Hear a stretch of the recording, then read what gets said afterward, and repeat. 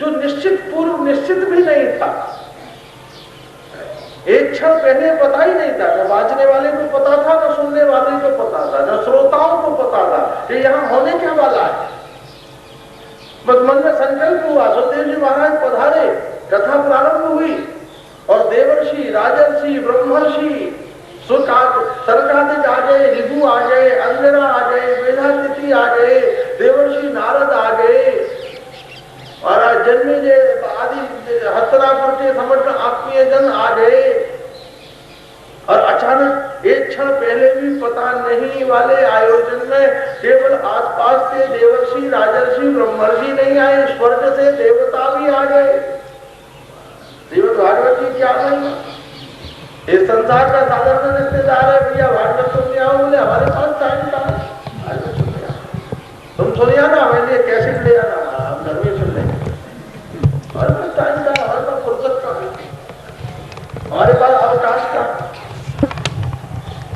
और जो भागवत की कथा हो रही है, जो देवता लौटे, सिद्ध गंधर्व विद्याधर बद्ध मुक्त दोनों दौड़े, बद्ध भी दौड़े, तो संसार में विषयों में गृहस्थ में व्यवहार में बद्ध भी दौड़े और मुक्त भी दौड़े। क्योंकि एक ही जगह दुनिया में और ऐसी जगह नहीं है जहां विषयी और संतों का मिलन हो सके, जहां व्यवहारिक और संतों का मिलन हो सके। जहां संत है वहां व्यवहारिक का मन नहीं लगता, और जहां व्यवहारिक जिसमें रमा हुआ है वहां मन संत नहीं ठहरता। दोनों में बड़ी विपरीतता है। लेकिन एक श्रीमद् भागवत ऐसा रस है जहां बद्ध और मुक्त दोनों कैसे आते हैं। जिन्हें सब कुछ पाना है वह भी बैठे हुए हैं, और जो सब कुछ छोड़कर ब्रह्मरस पाना चाहते हैं वो भी बैठे हुए हैं। श्रीमद् भागवत का कैसा संधि क्षेत्र है।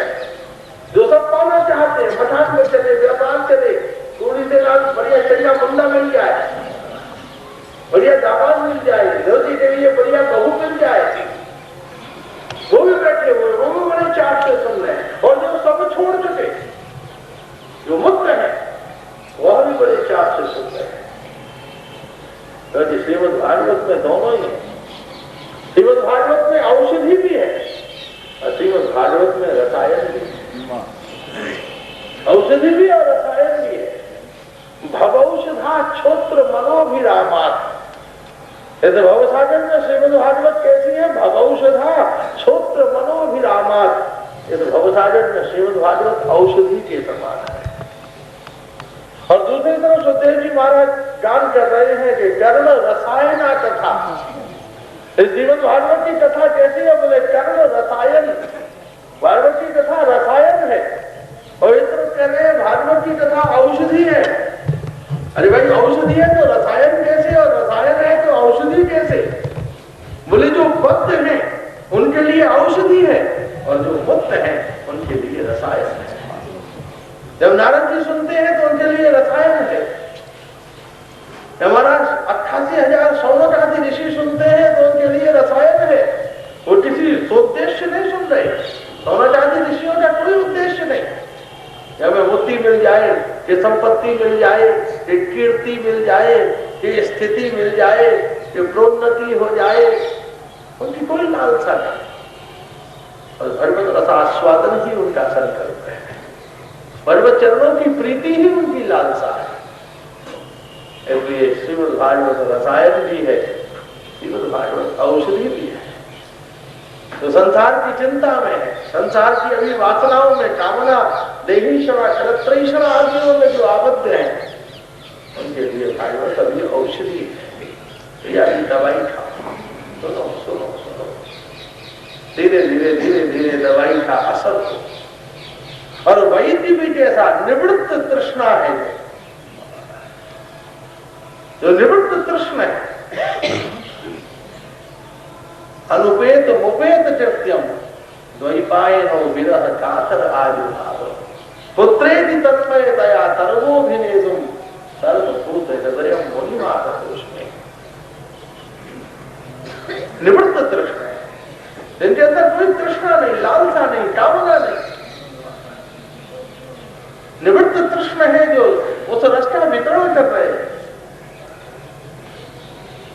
और महाराज महाराज रस प्राप्त हो इसके लिए अति तृष्ण है जो श्रोता है, और निवृत्त तृष्ण है, एक सतृष्ण है, एक वितृष्ण है। तो निवृत्त तृष्ण बांटने वाले कौन? सुखदेव जी महाराज। औषधि भी जिसके पास हाथ से मिले, जो महाराज निर्लोभ, लालची वैद्य न हो, निर्लोभ हो। नहीं तो आजकल के डॉक्टर तो कैसी कैसी दवाई करते हैं, उनसे दवाई लेना बड़ा खतरनाक, उनसे औषधि लेना बड़ा खतरनाक। डॉक्टर ने खोली तो लड़का बड़ा मरीज का क्लिनिक था, और लड़का महाराज पढ़ लिख कर डॉक्टर बना, और पहली बार क्लिनिक पर आया, महीना 15 दिन हुआ, धीरे धीरे सब बातें समझता था। तो जब पिता डॉक्टर को किसी शादी विवाह में जाना था, सोचा लड़का संभाल ही लेता है क्लिनिक, 1 हफ्ते के लिए चला गया। वापस लौटा, आते ही पूछा, जो बेटा कैसा हॉस्पिटल कैसा चल रहा है? बोले पूछो ही मत पिताजी, मैंने तो 1 दिन में ही 7 दिन में ही सब बदल डाला। 40 तो डायबिटीज के जो आपके रेगुलर पिछले 4 साल से पेशेंट थे, 40 जिनकी पिछले 4 सालों से आपने डायबिटीज कंट्रोल नहीं की थी, मैंने 1 हफ्ते में उनकी डायबिटीज कंट्रोल कर दी। और 35 जिनको हाई ब्लड प्रेशर था, जिसका ब्लड प्रेशर आपकी दवाइयों से भी कंट्रोल नहीं हो रहा था, मैंने 1 हफ्ते में उनको भी लेवल पर ले आया। और हमारा 13 महिलाएं थी जिनके गठिया का जोड़ था, जो 2.5 साल से आपको उल्टी दवाइयां खा रही थी, वो उन्होंने जो चलने में असमर्थ थी, वो दौड़ना शुरू कर दिया। डॉक्टर ने 1 थप्पड़ मारा, मूर्ख कह के, ये अल्ट्रासाउंड और एक्सरे की मशीन का पैसा तेरा बाप देगा क्या? इतने सारे मरीज 1 हफ्ते में तेरे सही कर दिए, मूर्ख कह के, जो नई नई मशीनें लगी हुई है, इसका पैसा कहां से आएगा? कंट्रोल में तो मैं भी कर देता, लेकिन मैं उन्हें कंट्रोल में कर देता तो फिर मेरा परिवार आउट ऑफ कंट्रोल नहीं हो जाता। इसलिए ऐसा औषधि देने वाला। बोले पिताजी मैं कैसी दवाई दूं? बोले देख ऐसी दवाई दिया कर, चिकित्सा क्षेत्र का गुण समझ ले, सूत्र समझ ले, ऐसी दवाई दे जिससे मरीज ठीक भी ना हो, ऐसी दवाई दे जिससे मरीज ठीक भी नहीं हो और मरने भी ना पाए। ठीक हो गया तो बहुत बड़ा नुकसान, और मर गया तो दिवालिया ही हो जाएंगे। इसलिए ऐसी बैलेंस दवाई दो कि मरने भी ना पाए और ठीक भी ना होने पाए। और ज्यादा हाय हाय चिल्लाए तो 2 दिन ऐसी डोज दे दो कि थोड़ा ठीक हो जाए, तीसरे दिन फिर छींकता खांसता हमारे पास। तो निवृत्त तरशई उपदीयमाना भवौषधा क्षोत्र मनोविरामाना तो उत्तम श्लोक गुणानुवादा निवृत्त तरशई। श्रीमद् भागवत की औषधि देने वाले चिकित्सक भी कौन है? निवृत्त तरशई। जिनके मन में कोई कामना नहीं, कोई लालसा नहीं, कोई स्पृहा नहीं, कोई चाह नहीं, लंगोटी पहने हुए लंगोटी की भी जरूरत नहीं, अवधूत चूड़ामणि श्रीमद् भागवत के जो प्रवक्ता है, लंगोटी भी नहीं शरीर पर, कहीं कोई पता ठिकाना नहीं, कोई भवन मकान नहीं,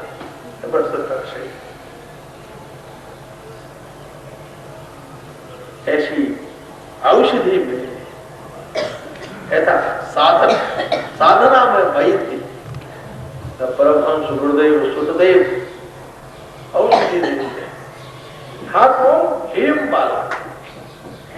ये सारी की सारी लीलाएं किसके लिए हो रही है? हेम के लिए तो हो रही है। महाराज परीक्षित का ये सारा चक्कर ही क्यों चला? हेम के मारे। आश्रय दे दिया उस कलिकाल को कि भाई जादू सोने में रहे, और भैया असल में चढ़ गया परीक्षित के माथे के ऊपर। तो हेम का, स्वर्ण का, सोने के मुकुट का ही तो ये सारी घटना हुई। तो महाराज परीक्षित कहां से आ रहे हैं? बोले हेम से प्रताड़ित होकर। भैया तुम्हारी पीड़ा का नाम क्या है? बोले हेम। हेम ने मुझे दुखी कर डाला, वो सोने के मुकुट पर कलिकाल नहीं चढ़ता, तो ये दशा और सोने के हिरण के ऊपर अगर श्री राम नहीं ललचाते तो लंका दहन नहीं होता। असंभवम हेतु मृगस्य जन्म तथापि राम लुलुभे मृगाय। असंभव है, सोने के मृग का जन्म होना असंभव है। ब्रह्मा जी ने नहीं बनाया, माया में नहीं बना, किसी सुनार ने नहीं बनाया महाराज। ये सोने का मृग उछलता कूदता चले। अब आजकल के वैज्ञानिक कुछ मशीन लगा के बना ले तो बात दूसरी है। सारी रामायण लिखी गई, सारा लंका दहन हुआ सोने के हिरण के कारण। और सारी श्रीमद् भागवत की कथा हुई स्वर्ण के बारे में। तो हेम से महाराज परीक्षित कहां से आ रहे हैं? दो का मिलन हुआ। महाराज परीक्षित कहां से आ रहे हैं? हेम से। और परमहंस गुरुदेव कहां से आ रहे हैं? बोले प्रेम से। वो हेम से आए, वो प्रेम से आए, और दोनों का मिलन हुआ। उनको आवश्यकता काय की थी? क्षेम की, कल्याण की, मोक्ष की। परमहंस गुरुदेव ने कहा, बोले भैया क्षेम मेरे पास नहीं है, मेरे पास तो केवल भगवत चरणों का प्रेम ही विद्यमान है, इसलिए मैं तुम्हें वो प्रेम का प्रसाद ही प्रदान करता हूं।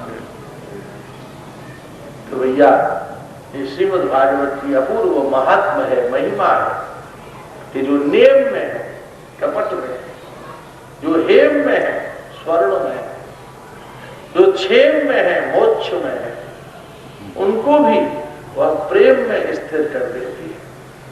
जो टपटी है, जो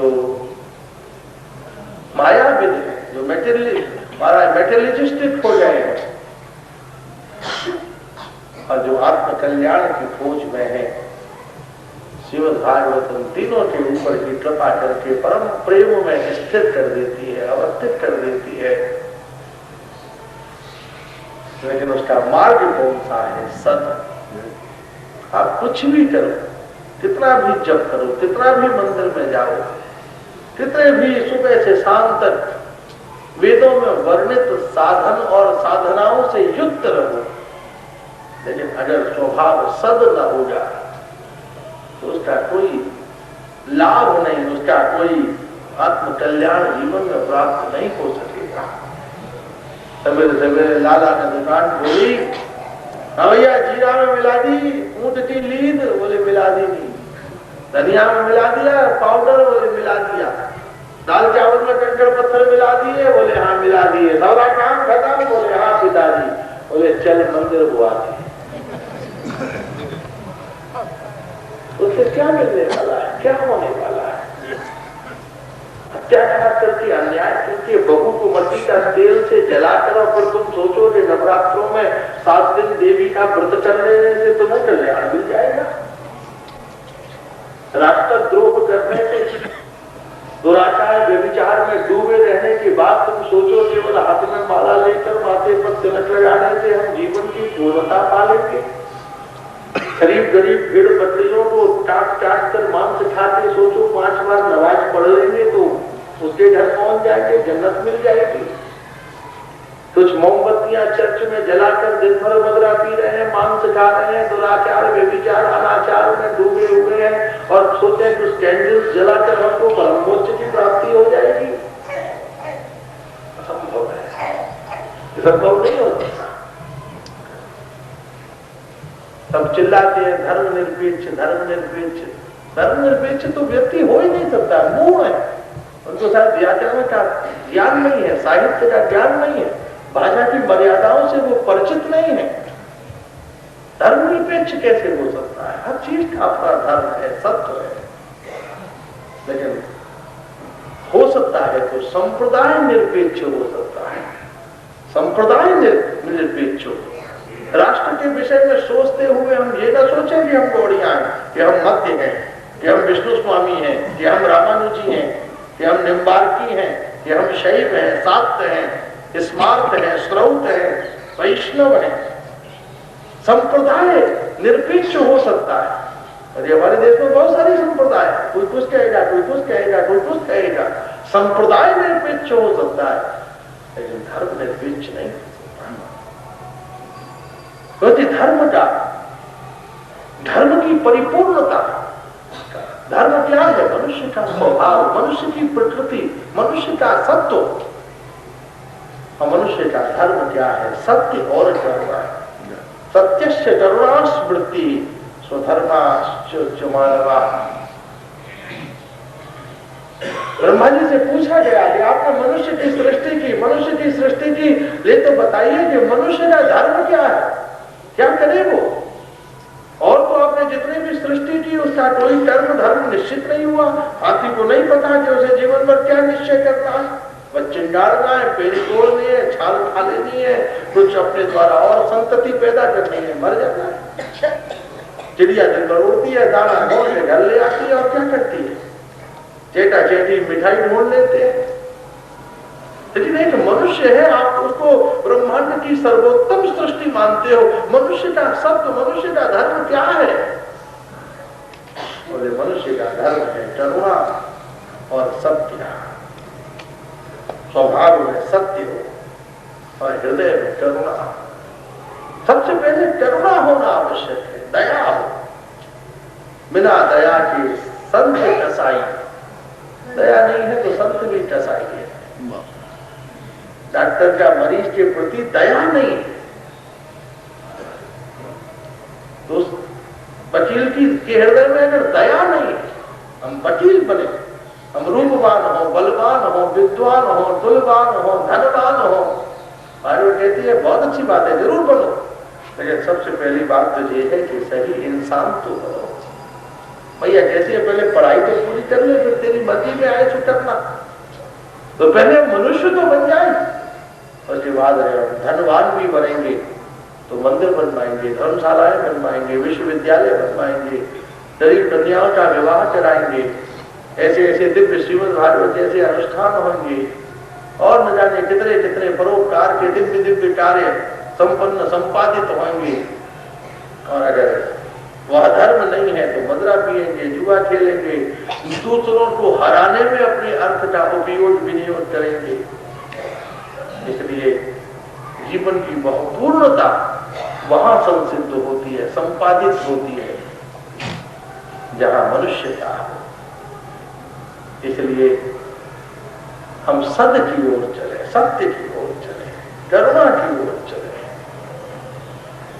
महाराज। या हम सत्य की ओर चलते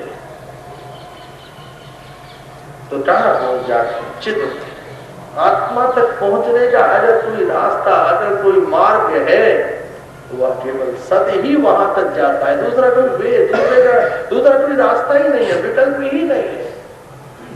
सत्य की ओर चलो तो चित्त में पहुंच जाओ। बोले चित्त में पहुंच के क्या मिलेगा? आनंद मिलेगा। बोले आनंद मिलेगा नहीं, आनंद तुम पर बरस जाएगा। आनंद के महासिंधु में हमारा प्रवेश हो जाएगा। हम हर चीज में सुख ढूंढते हैं। बहुत सारी मिठाइयां रखती हैं, ये अच्छी है क्या, ये अच्छी है क्या? हर चीज में नख से लेकर शिख पर्यंत आनंद ढूंढते। चलने में जब तक आनंद आ रहा है चलते हैं, नहीं तो बैठ जाते हैं। सुनने में जब तक आनंद आ रहा है सुनते हैं, नहीं तो जहां बैठे हैं वहीं सो जाते हैं। सोने के लिए जो बिस्तर की जरूरत नहीं है, तकिया लाल खटिया लाल, जहां बैठे हैं वहीं सो जाते हैं। तब तक किसी चीज को देखते हैं जब तक हमें आनंद आता है। और आनंद के भी बहुत सारे रूप है, बहुविधि, बहुत सारी विधियां हैं। कोई किसी से ईर्ष्या कर रहा है, उसे देखकर उसी में उसे आनंद आ रहा है, ईर्ष्या में आनंद आ रहा है। बहुत सारी बात। आदमी की आनंद की अपनी अपनी परिभाषाएं। किसी को गाली देकर आनंद आ रहा है, किसी को गाली सुनकर आनंद आ रहा है। एक हमारा वृद्ध ससुर थे, जब तक रोज अपनी बहू को छेड़ते थे जबरदस्ती, ये क्यों बना दिया, वो क्यों बना दिया। अब बहू फिर गालियां देती थी, ऐसे नई नई गालियां लाती थी दोनों। लोग बात कहते थे ससुर से कि आप वृद्ध हो गए, क्यों इंटरफियरेंस करते हो, अननेसेसरी टाइम उसे छेड़ते रहते हो। बोले भैया जब तक 150 गाली न देते मुझे तो नींद ही नहीं आती। 3 दिन अपने घर चली गई तो मैं तो उसकी गालियों की कैसेट सुनता रहा, कैसेट टेप कर लिया उसकी गाली। बताओ काहे में आनंद। अफ्रीकन को बढ़िया रबड़ी खिलाओ, इस पंच के रसगुल्ले खिलाओ, बड़ी बड़ी मेव वाटी खिलाओ, थू करता है। है, क्या खा दिया। और टोटरोस खाता है बड़े मजे से, जैसे मूंगफली खाती हो तो नवंबर दिसंबर में, ऐसे टोटरोस खाता है, छिपकली खाता है, चेटी चेटी खाता है, मेढक खाता है। हाँ, बड़ा आनंद आया। आनंद की कितनी परिभाषाएं हैं। जैसे दीवार पर कोई कमल का चित्र बना दे और एक भौरा अनायास उसी को कमल समझकर उसी पर अपना दंड मार मार कर जैसे घायल हो जाता है, लेकिन दीवार पर बने हुए कमल चित्र से उसे मकरंद की एक कणिका भी प्राप्त नहीं होती। ऐसे ही माया के विविध विविध वस्तुओं में आनंद का अनुभव करके, सुख का अनुभव करके हम जीवन भर चोंच मारते रहते हैं, डंड मारते रहते हैं, यहाँ से सुख मिले, यहाँ से सुख मिले, यहाँ से सुख मिले, लेकिन कहीं सुख नहीं मिलता। आंखें फूट गई, दांत टूट गए, बाल सफेद हो गए, अस्थियां, शरीर जर्जरित हो गया, टेढ़ी मेढ़ी लकड़ियों पर जलकर चुटकी भर राख हो गए, हो रहे हैं, आगे होने वाले हैं। करोड़ों करोड़ों इस विवर्त में फंसे हैं, लेकिन फिर भी आश्चर्य की बात है, इस व्यवहार और विषय को छोड़कर राधा माधव के चरणों का भजन नहीं करते। इतने आश्चर्य की बात है। लाखों करोड़ों अरबों परंपरा तब मर रही है, मरने की योजना। ब्रह्मण देह वृत्तिषु। महाराज ये संत कहते हैं कि किसी ने पूछ लिया, महाराज आपको हमारी परंपरा मालूम है? बोले हाँ मालूम है। क्या परंपरा? बोले मरने की परंपरा है। बाबा मरे, पर बाबा मरे, सड़ बाबा मरे। और क्या परंपरा है? मरने की परंपरा है। 7 पीढ़ी से, 10 पीढ़ी से, 1000 पीढ़ी से मरी तो रहे। अरे जीने की कोई परंपरा हो, सत्य की परंपरा, तुलसीदास जी की परंपरा है, अमर हो गए। तुलसीदास कबीरदास की परंपरा है, अमर हो गए। मीरा अमर हो गए। रैदास, नंददास, हरिदास, तुलसीदास, कबीरदास, नागरीदास अमर हो गए अपने सत्य से, अपने भाव से। इसलिए जीवन का वह जो परम सत्य है कहाँ है? सत्य की ओर कहाँ चले? सत्य। हमारा उठना, हमारा बैठना, हमारा सोचना, हमारा चलना, हमारा खाना सब सत्य से युक्त हो। क्या मिला हुआ है इसमें? सत्य। हम पूछते हैं भाई चीनी है कि नहीं, इलायची है कि नहीं, केसर है कि नहीं, बादाम है कि नहीं। ठाकुर पाते समय ये देखते हैं कि इसमें तुम्हारा सद मिला हुआ है। विदुरानी के केले के छिलके में सद मिल जाता है तो ठाकुर पा लेते हैं, और दुर्योधन के 56 भोज में अहंकार मिल जाता है तो ठाकुर अस्वीकार कर देते हैं, छोड़ देते हैं, त्याग देते हैं। इसलिए मिश्रण काय का हो, सत्य का। तुलसी जी काय की प्रतीक है? समर्पण। ठाकुर बिना तुलसी के भोट नहीं लगाते। तुलसी किस बात का प्रतीक है? समर्पण। समर्पण। तो जब हम सद की ओर चलते हैं तो चिद में पहुंच जाते हैं, और जब चिद में पहुंच जाते हैं तो आनंद की महाराज अपूर्व मंदाकिनी एक लंबे डेजर्ट से, लंबे रेगिस्तान को बीकानेर और महाराज लंबे लंबे रेगिस्तानों को पार करके कोई जब हरिद्वार पहुंचा तो गंगा की इतनी धारा देखकर, जहां एक बूंद पानी न था, महीनों तक, हजारों किलोमीटरों तक जहां केवल सूखी बादल थी, और लंबे रेगिस्तानों को पार करके जब वो हड़ की पौड़ी पर पहुंचा तो समझ में नहीं आता था। महाराज नहाते हुए लोगों को धक्का देता था, अरे पानी को वेस्टेज न करो, पानी को वेस्टेज, मुंह धोने काम चला लो, स्नान न करो, पानी को खर्च न करो, क्योंकि रेगिस्तान से आया था। एक एक बूंद की वहां महत्वपूर्ण था। लोग कह रहे थे बावरा हुआ क्या रे, स्नान कर, कपड़े धो, पानी पी, थर्मस में भर के ले जा, जो आनंद हो सो कर। ऐसे ही संसार रूपी रेगिस्तान में